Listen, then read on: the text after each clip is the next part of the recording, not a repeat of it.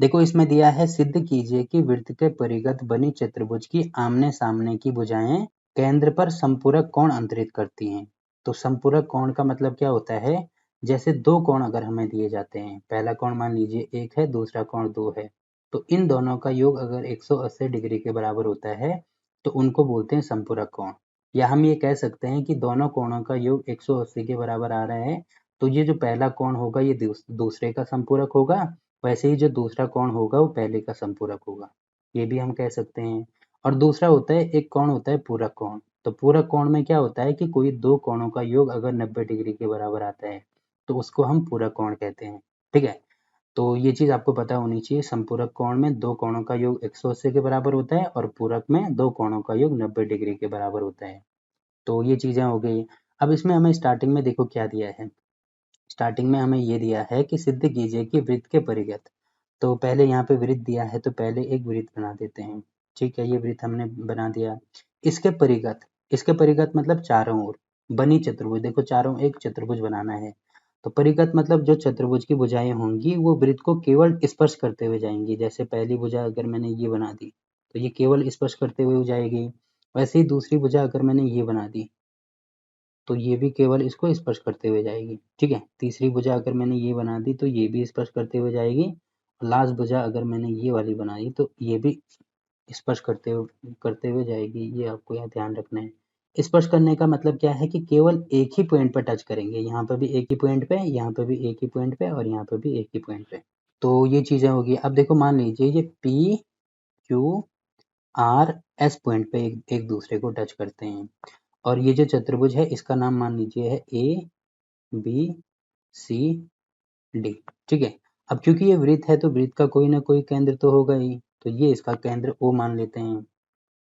तो इतनी चीजें होगी। अब देखो आपको यहाँ पे ये ध्यान रखना है क्योंकि इसमें दिया है वृत्त के परिगत, तो परिगत में क्या होता है, ये इसको स्पर्श करते हुए जा रही है, मतलब जो ए बी रेखा होगी वो एक स्पर्श रेखा होगी। वैसे ही ये वाली रेखा भी स्पर्श रेखा होगी, ये वाली रेखा भी और ये वाली, मतलब ये सारी रेखाएं स्पर्श रेखाएं होंगी। पहली चीज आपको ये ध्यान रखनी है जब भी परिगत आएगा।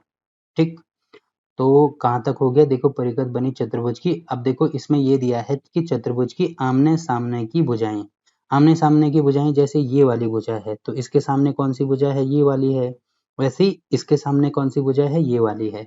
तो आमने सामने की भुजाएं केंद्र पर संपूरक कोण अंतरित करते हैं। तो आमने सामने की भुजाएं केंद्र पर संपूरक कोण अंतरित करने का मतलब क्या है, देखो ये वाली भुजा, ये जो केंद्र है इस पे कौन सा कोण बनाएगी। देखो अगर मैं इनको आपस में मिलाता हूँ, इसको मैंने मिला दिया और इसको मैंने मिला दिया, इसका मतलब जो ए बी रेखा है वो केंद्र पे कौन सा कोण बनाएगी, ये वाला पूरा कोण बनाएगी। एक चीज तो ये हो गई। ठीक है, वैसे ही देखो इसके सामने, इसके ठीक सामने वाली भुजा कौन सी है, ये वाली भुजा है, तो ये केंद्र पे कौन सा कोण बनाएगी, तो ये चीजें हमें आपस में मिलानी होंगी। इसके सिरे से ये वाला पॉइंट और इसके सिरे से ये वाला पॉइंट, तो यहाँ पे ये जो भुजा है ये कौन सा कोण बनाएगी, ये वाला कोण बनाएगी। तो इसमें दिया है कि चतुर्भुज की आमने सामने की भुजाएं, तो चतुर्भुज की चार भुजाएं हैं, इनमें से कोई सी भी दो भुजाएं हम ले सकते हैं। जैसे पहली भुजा हमने ये ली, दूसरी भुजा ये ली, तो इनके आमने सामने केंद्र पे कौन कौन से कोण बना रहे हैं, देखो ये वाली जो भुजा है वो बना रही है कोण ए ओ बी, तो यहाँ पे लिखेंगे ए ओ बी। दूसरा कोण ये वाला बना रहा है डी ओ सी, कोण डी ओ सी। इनकी वैल्यू किसके बराबर होनी चाहिए, संपूरक कोण होने चाहिए, मतलब 180 डिग्री के बराबर होना चाहिए। ये हमें सिद्ध करके दिखाना है। या आप यहाँ से भी ले सकते हैं, देखो अगर मैं पहली भुजा ये वाली लेता हूँ तो ये इस पे कौन सा कोण बना रही है, ये वाला कोण बना रही है। अब इसके ठीक सामने ये वाली भुजा होगी तो ये कौन सा कोण बना रही है, ये वाला कोण बना रही है। तो आप यहाँ से भी ले सकते हैं कि A O D plus B O C ये बराबर होनी चाहिए 180 डिग्री के। तो जो भी आपको ठीक लगता है वो आप कर सकते हैं। तो अभी मुझे ये ठीक लग रहा है तो मैंने ये वाला ले लिया इसमें। ठीक है, तो इतनी चीजें हो गई इसमें। अब देखो आप यहाँ पे देख रहे होंगे कि अगर मैं इनको मिलाता हूँ, जैसे इसको मैंने इसके साथ में मिला दिया, ठीक है, वैसे ही इसको मैंने इसके साथ में मिला दिया, ठीक है, वैसे ही इसको इसके साथ में मिला दिया, इसको इसके साथ में मिला दिया, इसके साथ में। तो ये आप देख रहे होंगे ये इसकी त्रिज्या है, ये वृत्त की त्रिज्या है। वैसे ही ये भी वृत्त की त्रिज्या है, ये भी वृत्त की त्रिज्या है, ये भी वृत्त की त्रिज्या है। और ये क्या है, ये स्पर्श रेखा है। तो स्पर्श रेखा और वृत्त की त्रिज्या के मध्य कौन सा कोण बनता है, 90 डिग्री का कोण बनता है, जो कि आपने प्रमेय 10.1 में पढ़ा होगा। ठीक है, वैसे आप यहाँ पे देख रहे हैं कि ये बाह्य बिंदु है। ठीक, अब बाह्य बिंदु से दो स्पर्श रेखाएं जा रही हैं, पहली स्पर्श रेखा ये वाली जा रही है, दूसरी स्पर्श रेखा ये वाली जा रही है।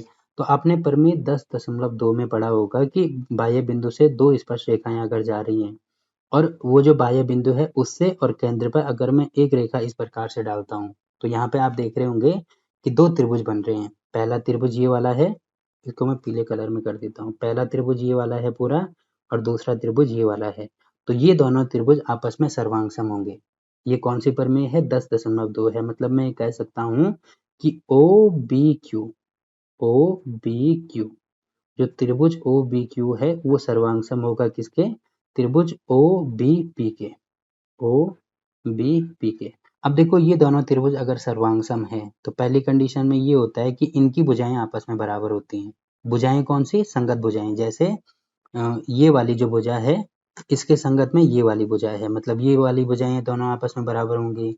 वैसे ही देखो ये वाली भुजा ये वाली त्रिभुज में भी आ रही है, ये वाली त्रिभुज में भी आ रही है, तो ये वाली भुजा भी बराबर होगी। और लास्ट में बची ये वाली भुजा और ये वाली भुजा, तो दोनों ये देखो वृत्त की त्रिज्या है, ये भी वृत्त की त्रिज्या है, मतलब ये भी आपस में बराबर होंगे। अब देखो चूंकि अभी मुझे केवल यहाँ पे कोण से मतलब है, क्योंकि ये वाला कोण और ये वाला कोण मुझे 180 प्रूव करके दिखाना है, तो यहाँ पे मुझे कौन से लेने होंगे, केवल ये वाले कोण लेने होंगे। तो ये वाला कोण इसके संगत होगा, ये वाला कोण इसके संगत होगा, और क्योंकि ये भी 90 है, ये भी 90 है, तो ये इसके संगत होगा। तो यहाँ पे मैं कह सकता हूँ कि ये भी आपस में बराबर होंगे। क्यों बराबर हैं, क्योंकि ये सर्वांग है। मतलब मैं कह सकता हूँ कि जो कोण पी ओ बी है, पी ओ बी है, वो बराबर होगा कोण बी ओ क्यू के, बी ओ क्यू के। ठीक है, तो वैसे ही देखो एक त्रिभुज ये वाला यहाँ पे बन रहा है, मतलब ये चतुर्भुज में दो त्रिभुज बन रहे हैं, वैसे ही यहाँ पे भी बनेंगे, यहाँ पे भी बनेंगे, यहाँ पे भी बनेंगे। तो सब में मैं यही चीज करूंगा जैसे मैंने यहाँ पे किया है। तो अभी ये चीज मैंने आपको केवल रफ में एक्सप्लेन करी है। अब देखो फियर में हम कैसे इसको सॉल्व करेंगे। सबसे पहले जो चीजें हमें यहाँ पे दी हैं वो चीजें मैं लिखूंगा।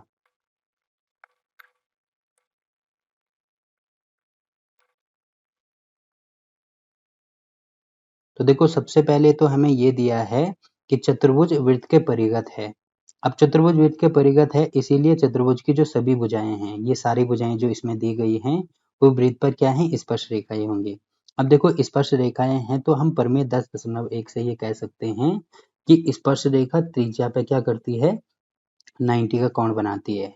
तो यह हम ये कह सकते हैं कि देखो पहली भुजा है ए बी, तो जो ए बी होगी वो लंब होगी किस पे, ये वाली त्रिज्या पे, मतलब पी और ओ पे, तो ये हो जाएगा पी ओ। वैसे ही दूसरी भुजा कौन सी है, बी सी, ये लंब होगी किस पे, क्यू ओ पे, तो यहाँ पे हो जाएगा लंब क्यू ओ पे। ठीक है, वैसे ही तीसरी भुजा है हमारे पास डी सी, तो ये लंब होगी आर ओ पे। और लास्ट वाली भुजा है हमारे पास डी ए, तो ये लंब होगी किस पे, एस ओ पे, तो ये हो जाएगा एस ओ। अब ये सारी चीजें हमने कहाँ से लिखी, ये लिखी प्रमेय 10.1 से। या तो ऐसे लिख दो प्रमेय 10.1, या ऐसे लिख सकते हैं कि स्पर्श रेखा, चूंकि स्पर्श रेखा वृत्त की त्रिज्या पे 90 का कोण बनाती है। ठीक, तो ये चीजें हो गई। अब देखो इतनी चीजें करने के बाद हमने क्या किया था, ये जो चतुर्भुज के बिंदु हैं, मतलब पहला पॉइंट ये है, दूसरा ये है, तीसरा ये है, चौथा पॉइंट ये है, तो इन सबको मिलाया था किससे, केंद्र से। तो यहाँ पे लिखेंगे,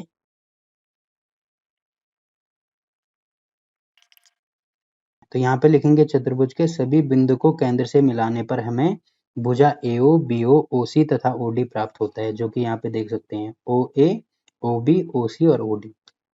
ठीक, और लास्ट में देखो हमें सिद्ध क्या करना है, सिद्ध ये करना है जो मैंने आपको यहाँ पे बताया था। मतलब इसको मैं डायरेक्ट लिख देता हूँ क्योंकि ये मैं आपको पहले ही समझा चुका हूँ। मतलब जो ए कोण AOB है प्लस जो कोण DOC है वो बराबर होना चाहिए किसके, 180 डिग्री के बराबर होना चाहिए।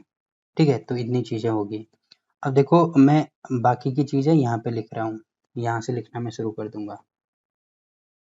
ठीक, क्योंकि नीचे मुझे फिगर नहीं दिख रहा है। तो सबसे पहले हम यहाँ पे लिखेंगे त्रिभुज। देखो कौन सा त्रिभुज, सबसे पहले ये वाला त्रिभुज मैं लेता हूँ, B O P, B O P तथा B O Q. B O Q में। तो क्योंकि ये क्या है, ये इसका बाह्य बिंदु है। अब यहाँ से केंद्र पे मैंने एक रेखा डाल दी, तो ये दो त्रिभुजों में विभाजित हो गया। अब देखो ये दोनों त्रिभुज सर्वांगसम होंगे, तो इसका मतलब जो त्रिभुज बी ओ पी है, ये पी होगा यहाँ पे, बी ओ पी सर्वांगसम होगा किसके, त्रिभुज बी ओ क्यू के। तो यहाँ पे लिख दूंगा मैं त्रिभुज बी ओ क्यू के। अब क्यू सर्वांगसम होगा, यहाँ पे लिख देना प्रमेय 10.2 से। ठीक है, अब देखो ये सर्वांगसम है, इसका मतलब इनकी जो भुजाएं हैं वो आपस में बराबर होंगे और जो संगत कोण हैं वो भी आपस में बराबर होंगे। तो इसके संगत कोण, क्योंकि अभी मुझे केवल इससे मतलब है, तो ये वाला जो कोण है ये इसके बराबर होगा। तो अगर मैं इसको इसको कोण 1 मान लो, इसको कोण 2 मान लो, तो इसका मतलब जो कोण 1 है वो बराबर हो जाएगा कोण 2 के। ठीक, तो पहली चीज तो ये होगी, इसको मान लो इक्वेशन 1। वैसे ही देखो सबको मैं अलग अलग नाम दे देता हूँ, वैसे इसको कोण 3 दे दो, इसको कोण 4, वैसे इसको कोण 5, इसको कोण 6, इसको कोण 7, इसको कोण 8, क्योंकि अभी इनकी सबकी जरूरत मुझे पड़ने वाली है। तो पहले तो यहाँ पे हो गया। अब देखो वैसे ही इसी प्रकार से यहाँ पे लिखेंगे, इसी प्रकार से इन सारे त्रिभुजों के लिए भी होगा। तो देखो आप यहाँ पे देख रहे होंगे, ये बाह्य बिंदु है, यहाँ से कोई लाइन हमने इस पे डाल दी, तो ये भी इसको दो त्रिभुजों में विभाजित कर रही है। तो ये दोनों त्रिभुज भी आपस में सर्वांगसम होंगे, जैसे मैंने यहाँ पे आपको एक्सप्लेन करा था, सेम टू सेम यहाँ पे भी वही चीज है। तो ए ओ पी, तो त्रिभुज ए ओ पी जो है वो सर्वांगसम होगा किसके, त्रिभुज ए ओ एस के। तो यहाँ पे लिखेंगे त्रिभुज ए ओ एस के। ये भी कहाँ से, प्रमेय 10.2 से। ठीक है, अब ये सर्वांगसम है, इसका मतलब ये जो कोण है ये इसके बराबर होगा, क्योंकि ये दोनों आपस में संगत हैं। वैसे ही ये वाला कोण इसके संगत है, ये वाला कोण इसके संगत है, तो इसका मतलब मैं कह सकता हूँ कि जो कोण 3 है वो बराबर होगा कोण 4 के। तो ये होगी हमारी इक्वेशन 2। ठीक, तो यहाँ पे तो हो गया। अब इसमें आते हैं, तो यहाँ पे भी आप देख रहे होंगे ये बाह्य बिंदु है और ये इसको दो बराबर त्रिभुजों में तोड़ रहा है। पहला त्रिभुज ये, दूसरा त्रिभुज ये। तो यहाँ पे भी वही चीज होगी कि त्रिभुज डी ओ एस, जो डी ओ एस है वो सर्वांगसम होगा किसके, त्रिभुज डी ओ आर के। तो यहाँ पे हो जाएगा डी ओ आर। अब देखो ये सर्वांगसम है, इसका मतलब ये जो भुजा है ये बराबर होगी ये वाली भुजा के। तो मतलब जो भुजा बोल रहा हूँ मैं, ये जो कोण है वो बराबर होगा ये वाले कोण के। मतलब जो कोण 5 है बराबर होगा कोण 6 के। ठीक है, इसको मान लो इक्वेशन 3। अब लास्ट इसमें आओ, तो देखो यहाँ पे भी सी इसका बाह्य बिंदु है, यहाँ से केंद्र पे मैंने एक लाइन डाल दी, तो दो त्रिभुज बन रहे हैं। तो जो त्रिभुज सी ओ आर है, सी ओ आर, वो सर्वांगसम होगा किसके, त्रिभुज सी ओ क्यू के। तो यहाँ पे हो जाएगा सी ओ क्यू।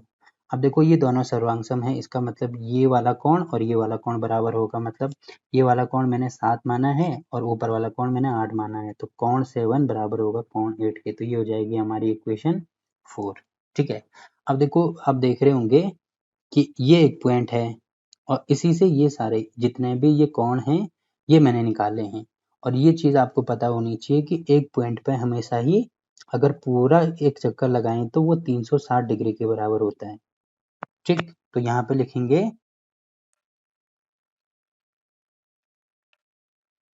तो यहाँ पे लिखेंगे एक बिंदु पर बने सभी कोणों का जो योग होता है वो 360 डिग्री के बराबर होता है।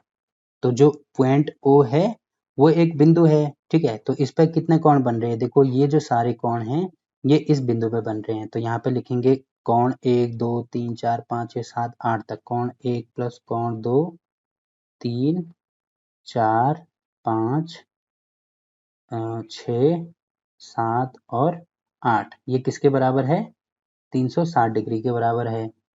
ठीक, अब देखो आप देख रहे हैं मुझे निकालना क्या था, एक तो मुझे ये वाला कोण चाहिए था और एक मुझे ये वाला कोण चाहिए था। मतलब मुझे एक तो ये वाला जो कोण है ये किससे मिलकर बना है, 2 और 3 से मिलकर बना है। तो 2 और 3 मुझे चाहिए, ये और ये मुझे चाहिए। वैसे ही ये वाला कोण किससे मिलकर बना है, 6 और 7 से मिलकर बना है, तो 6 और 7 भी मुझे चाहिए। तो बाकी ये सारे जितने भी कोण बचे हुए हैं इन सबको मैं यहाँ से हटा दूंगा। तो आप देख रहे होंगे कि जो कोण 1 है वो किसके बराबर है, कोण 2 के बराबर है। तो कोण 1 की जगह में कोण 2 लिख सकता हूँ, प्लस कोण 2 मुझे चाहिए, वैसे ही कोण 3 भी चाहिए। अब कोण 4 मुझे नहीं चाहिए, तो कोण 4 की जगह में कोण 3 लिख सकता हूँ। वैसे ही कोण 5 मुझे नहीं चाहिए तो इसकी जगह में कोण 6 लिख सकता हूँ। कोण 7 भी मुझे चाहिए प्लस कोण 8 की जगह में कोण 7 लिख सकता हूँ, बराबर होगा 360।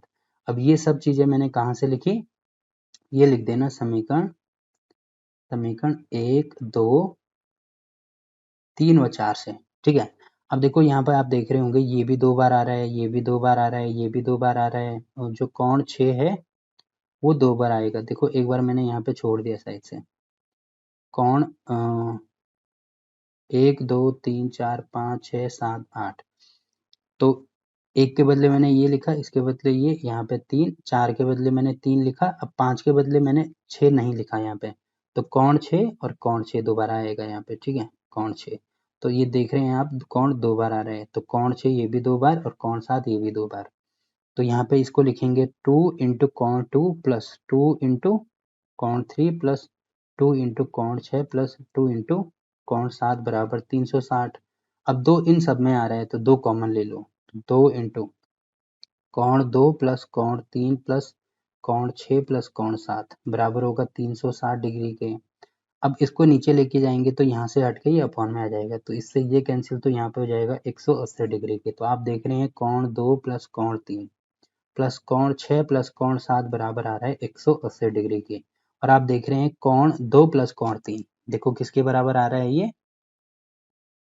कोण 2 प्लस कोण 3, तो ये पूरे ये वाले कोण के बराबर आ रहा है, मतलब कोण 2 और 3 के बदले में ए ओ बी लिख सकता हूँ, तो इसके बदले हो जाएगा यहाँ पे कोण ए ओ बी प्लस वैसे ही कोण 6 और कोण 7, कोण 6 कोण 7 मतलब ये और ये, तो इनको जोड़ेंगे तो देखो पूरे इसके बराबर आ रहा है, मतलब कोण डी ओ सी, तो यहाँ पे हो जाएगा कोण डी ओ सी बराबर ये भी होगा 180 डिग्री के। और देखो यही हमें शो करके दिखाना था, आप यहाँ पे देख रहे होंगे सिद्ध करना है AOB plus DOC, AOB plus DOC बराबर 180 डिग्री के, ठीक। तो ये हमारा आंसर हो जाएगा और लास्ट में लिख देना हेंस प्रूव्ड, ठीक। तो इस प्रकार से जो प्रश्नावली 10.2 है वो भी कंप्लीट होती है और इसी के साथ जो वृत्त वाला चैप्टर है वो भी यहाँ पे कंप्लीट होता है। तो अब कल से हम नया चैप्टर शुरू करेंगे, ठीक है। तो वीडियो अच्छा लगा तो वीडियो को लाइक कीजिए, शेयर कीजिए अपने दोस्तों के साथ और चैनल को सब्सक्राइब करना ना भूलें। तो मिलते हैं आपसे एक नई चैप्टर में, तब तक के लिए बाय बाय।